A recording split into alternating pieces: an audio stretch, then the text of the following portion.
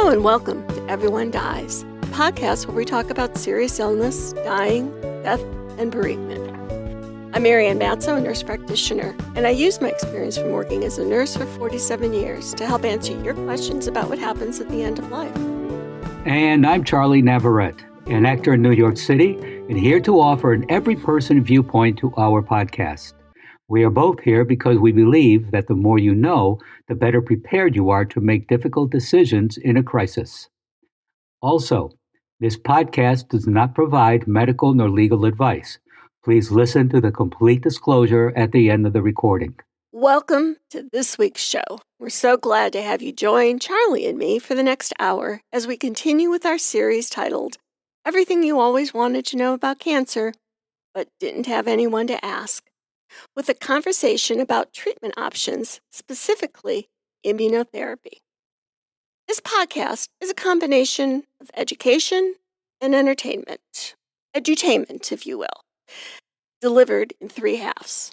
Our main topic's in the second half. So you can fast forward to that yap-troppin' free zone if you'd like. In the first half, Charlie has a recipe of the week and an excerpt from Anna Quindlen's A Short Guide to a Happy Life. In the second half, I'm going to talk about how immunotherapy is used to treat cancer. And in the third half, Charlie has a reflection about working hands. Charles, you doing okay? Living the dream? Hey, I'm in New York. What else would I be doing except living the dreams and trying to find an affordable place to live?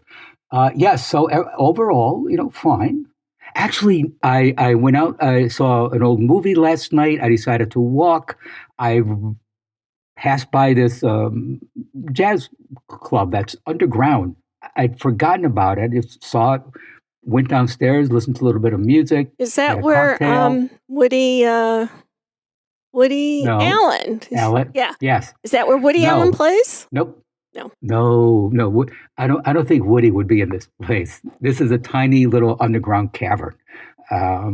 Really, very charming. Good bartender. Good martini. No, Woody Allen performs at the Carlisle.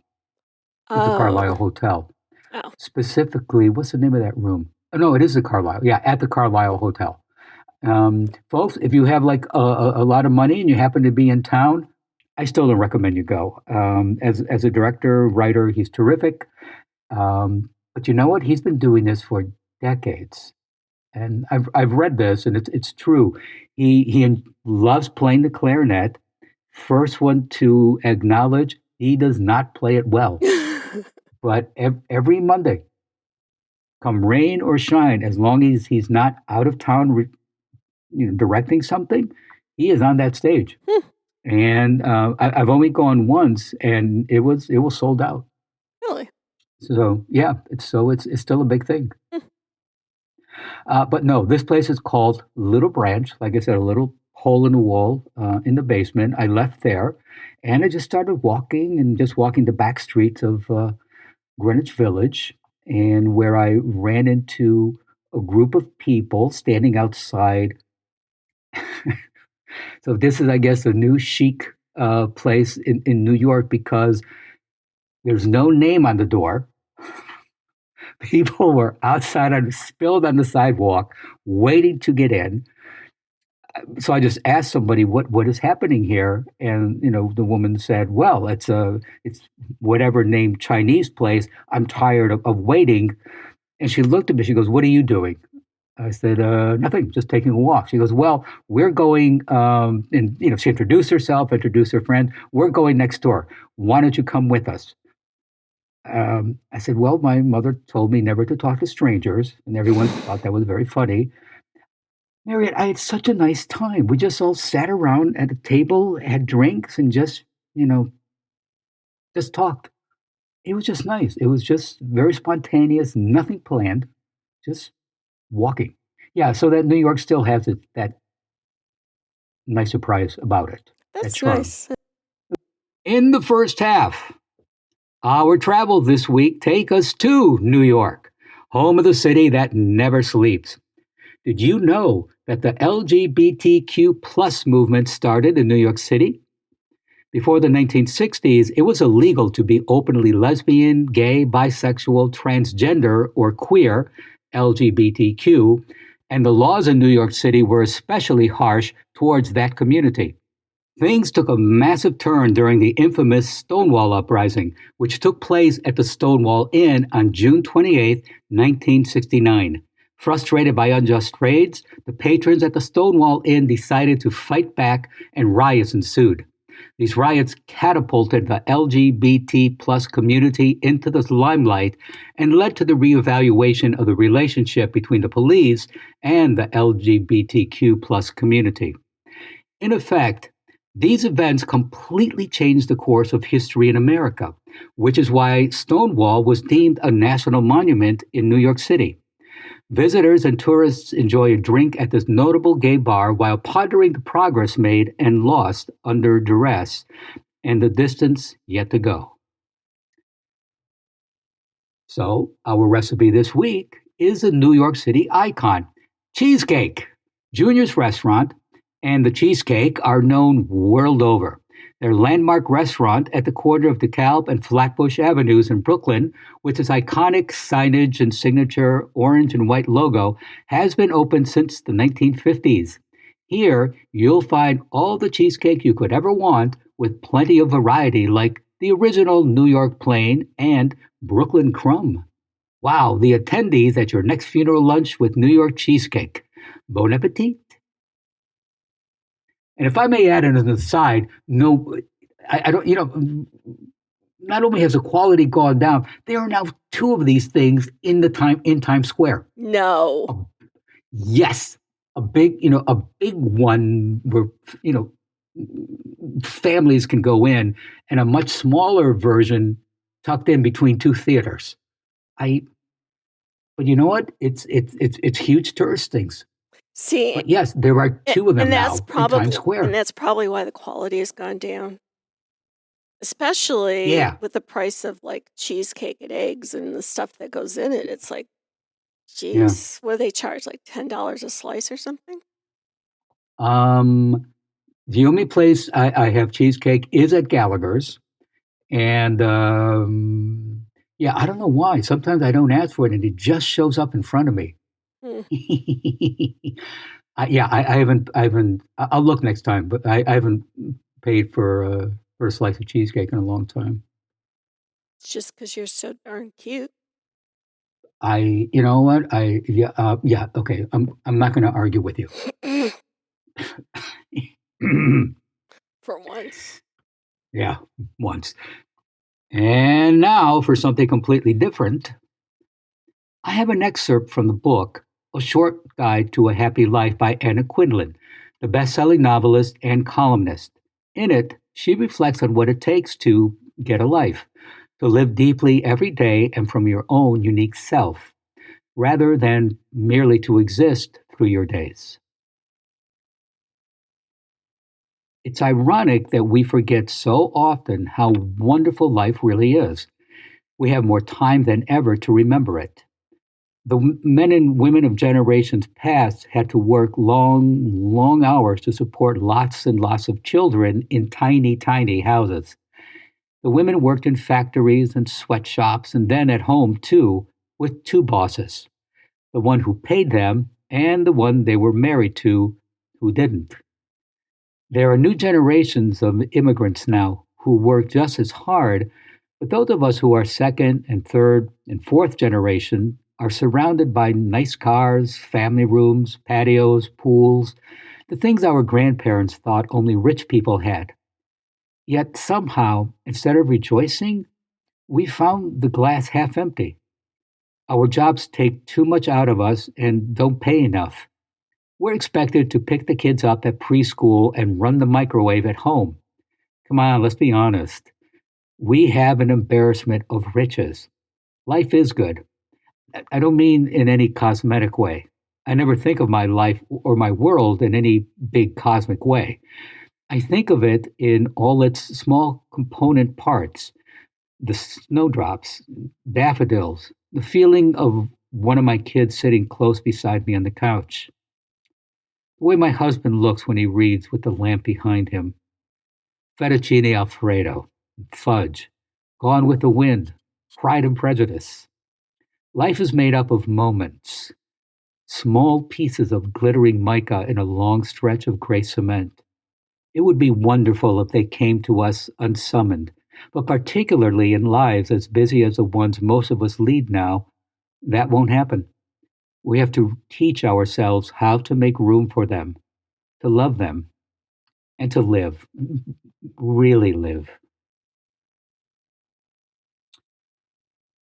Please go to our webpage for this week's recipe for Junior's New York Cheesecake and additional resources for this program. Everyone Dies is offered at no cost, but is not free to produce. Can we count on you to contribute?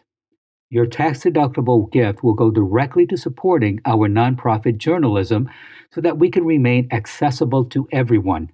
You can also donate at www.everyonedies.org. That's every, the number one, dies.org, or at our site on Patreon, and search for Everyone Dies. Marianne? Thanks, Charlie. So far in our series about cancer, we've talked about surgery and radiation as ways to stop the growth of cancer. This week, we're going to talk about immunotherapy, a treatment that helps the immune system to kill the cancer cells. Immunotherapy is a type of biological therapy that uses substances made from living organisms that treat cancer. But first, let's chat about what the immune system does. The immune system is your first line of defense against illness, and its job is to defend the body against disease.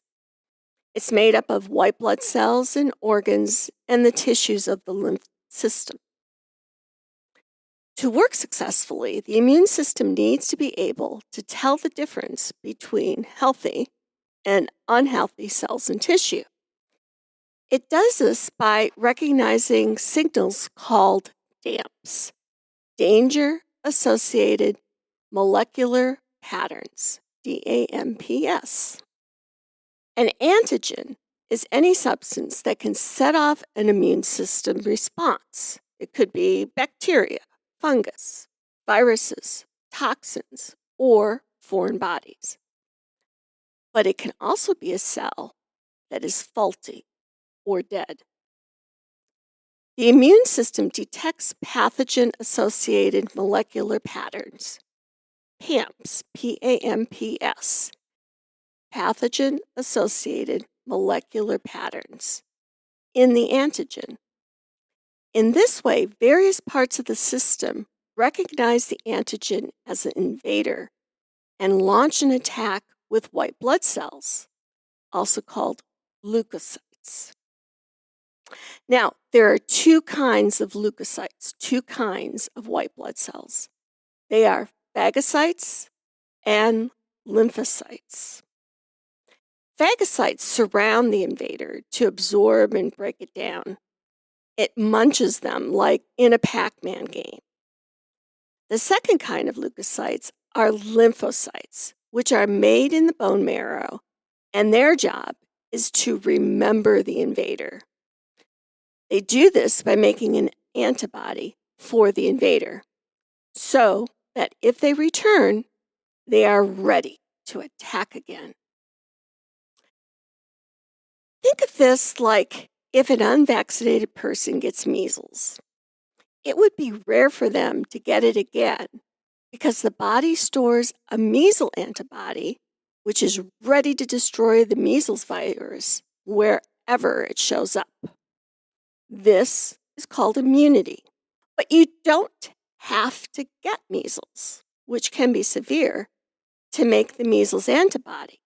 You could get the measles vaccine, which is an injection of a small amount of the virus, and your body will make the antibody without getting the measles, or maybe even only getting just a mild case. Immunotherapy for cancer also helps prevent normal cells that are turning into abnormal cells from being able to reproduce or divide. Immunotherapy for cancer uses your body's immune system to find and destroy cancerous cells. Now, there are currently 5 different types of immunotherapies. These are really complicated drugs that you should be aware of. Now, if they're prescribed, then the oncologist and the nurse practitioner will go over them in greater detail than what I really can give you today. I mean, I could give you the detail, but I can't guarantee you'll stay awake for the whole thing. One type of immunotherapy are cancer vaccines. Now, just like other kinds of vaccines, like flu or COVID or the measles vaccine, cancer vaccines help the immune system recognize and fight cancer growth. Cancer vaccines use all or part of a cancerous cell to help your body identify a tumor in your body. The object of a cancer vaccine is to stimulate parts of the immune system, such as T cells, to recognize, attack, and destroy cancer cells. T cells are lymphocytes that are either helper T cells or killer T cells. Helper T cells' job is to coordinate the immune response by communicating with other cells, stimulating B cells to make more antibodies, or to attract the cell-eating phagocytes. Killer T cells attack other cells, fight viruses, and kill infected cells. They are the OG, natural-born killers. Tumor vaccines have been created to use tumor antigens and inactive tumor cells.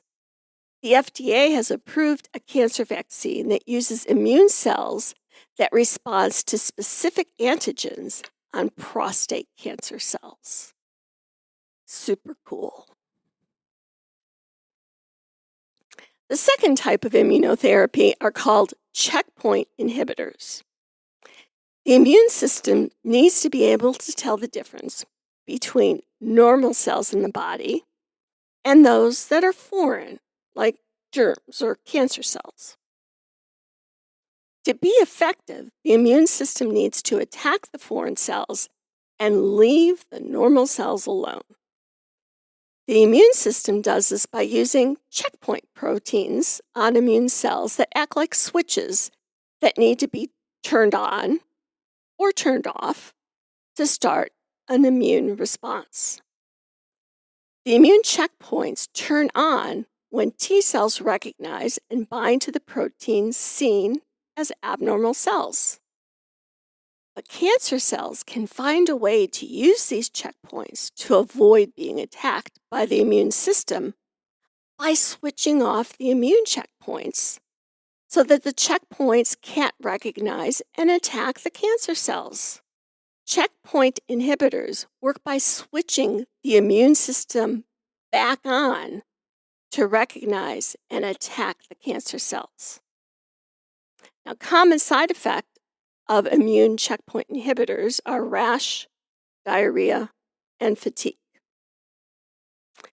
So the third type of immunotherapy are what are called adoptive cell therapy or T cell transfer therapy.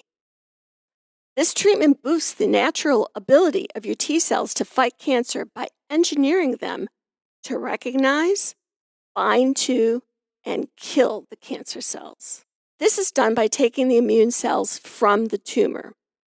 The ones that are most active against the cancer are selected or changed in the lab to better attack the cancer cells. They are then grown in large batches and put back into the body by IV. The fourth type of immunotherapy are called monoclonal antibodies or therapeutic antibodies. Next are monoclonal antibodies or therapeutic antibodies. Monoclonal antibodies, or we in the business call them MABs, are immune system proteins created in a lab that are designed to bind to specific targets on cancer cells. Some MABs mark cancer cells so that they will be better seen and destroyed by the immune system. Although there are significant side effects with this approach, characterized largely by immune attack of normal cells, it's capable of generating long-lasting responses. Side effects of MABs can result in flu-like symptoms, mouth and skin sores, trouble breathing, and mild to severe allergic reactions. Immune system modulators. These drugs increase the body's immune response against cancer and tend to be used to treat advanced cancer. Some of these agents affect specific parts of the immune system. Others will affect the immune system in a more general way. Two types of immune system modulators are cytokines and BCG. Cytokines are proteins made by white blood cells and help the immune system respond to cancer. Interferon and interleukins are given to activate the natural killer cells and help slow the growth of cancer cells or help them to die. BCG is a weakened form of the bacteria that causes tuberculosis and is used to treat bladder cancer. When inserted directly into the bladder with a catheter, BCG causes an immune response against the cancer cells. It's also being studied in other types of cancer. The immune schedule can include treatment every day, every week, or every month. Some types of immunotherapies are given in cycles. A cycle is a period of treatment followed by a period of rest. The rest period gives your body a chance to recover, respond to immunotherapy, and build new healthy cells. So, Charlie, I know that was complicated, but what questions do you have? Is this has this been around for a while, Marianne? I mean, you obviously know it much more than I, but I don't think I've heard too much about this. This Has this been around? This is a relatively new approach to cancer treatment. You know, we've been using vaccines for a long time. Right, yeah. You know, with other diseases. But using the immune system to fight cancer has really only, I would say maybe the last 10, 15 years, have you been seeing it in people. Immunotherapy is what Jimmy Carter had when he had cancer.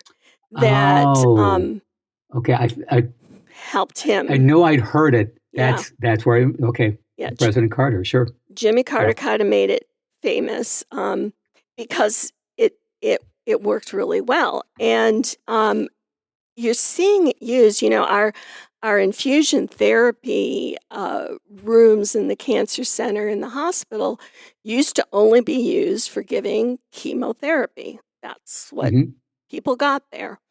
And then with immunotherapy being used, it started to be used for cancer. Well, then it started to be used for other kinds of immune responses, you know, like people with different kinds of skin conditions, and you know, sometimes you'll see it for arthritis, and it's just, and all of a sudden, you know, probably about maybe 6-7 years ago, the chemotherapy chairs were full of people getting immunotherapy that didn't have cancer, because the immunotherapy was used for all kinds of other diseases. And so it was this explosion in the chemotherapy centers because, you know, they had to be given by IV. They had to be given, you know, by nurses who could, you know, watch for the side effects, and nurse practitioners who could order the meds to deal with the side effects. And, you know, suddenly every chair was taken. And, you know, that there was, you know, like, how do we, you know, logistically, how do we have enough chairs and time available for people in the chemotherapy room who Yeah. weren't getting, the chemotherapy. So Yeah. it's really kind of exploded. I don't know. I would say probably about 7 years ago, and then it's just continued to grow since then as they find new applications for these drugs. Better living through chemistry. Great. Well, really, it's really No, it really it's is. really It's been a not. game. Yeah. It's really Yeah. been a game changer. Great. Thanks. Well, you're welcome, Charles. For our third half, Ren Theodora Quintessa Gravely posted this on Facebook in January. A few days ago, I wrote this little thing after reflecting a bit when I took a good long look at my hands and realized how worn they had become over the last 30 years of my life. How they told the story of what I've been through so far. I figured I would share it here.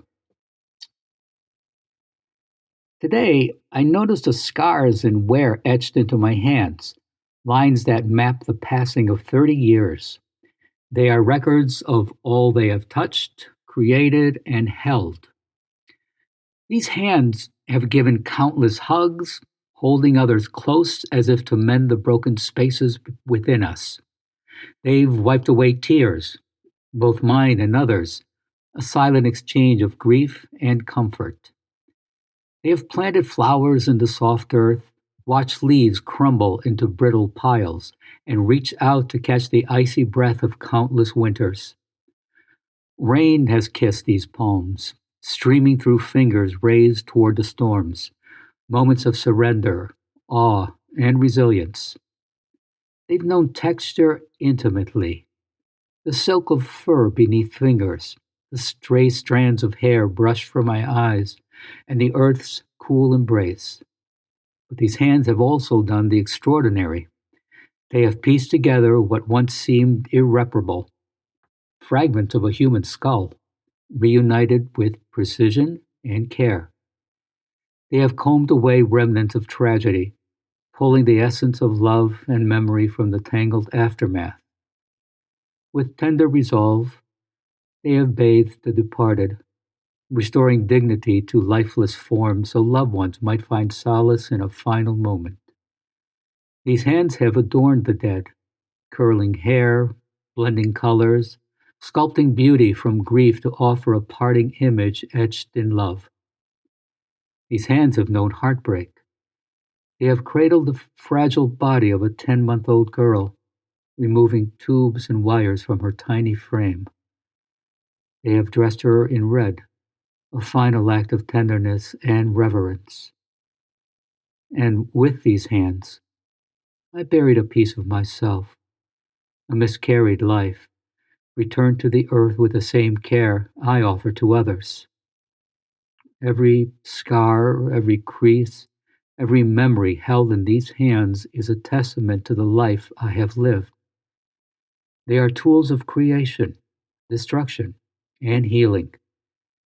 They carry the weight of grief, the light of love, and the truth of being human. And thus ends another episode. Please stay tuned for the continuing saga of Everyone Dies, and thank you for listening. This is Charlie Navarrete. And from Chief Sitting Bull, if we must die, we die defending our rights. And I'm Marianne Matzo. We'll see you next week. Remember, every day is a gift.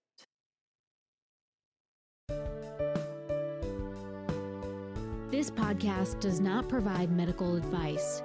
All discussion on this podcast, such as treatments, dosages, outcomes, charts, patient profiles, advice, messages, and any other discussion are for informational purposes only and are not a substitute for professional medical advice or treatment. Always seek the advice of your primary care practitioner or other qualified health providers with any questions that you may have regarding your health. Never disregard professional medical advice or delay in seeking it because of something you have heard from this podcast. If you think you may have a medical emergency, call your doctor or 911 immediately. Everyone Dies does not recommend or endorse any specific tests, practitioners, products, procedures, opinions, or other information that may be mentioned in this podcast. Reliance on any information provided in this podcast by persons appearing on this podcast at the invitation of Everyone Dies or by other members is solely at your own risk.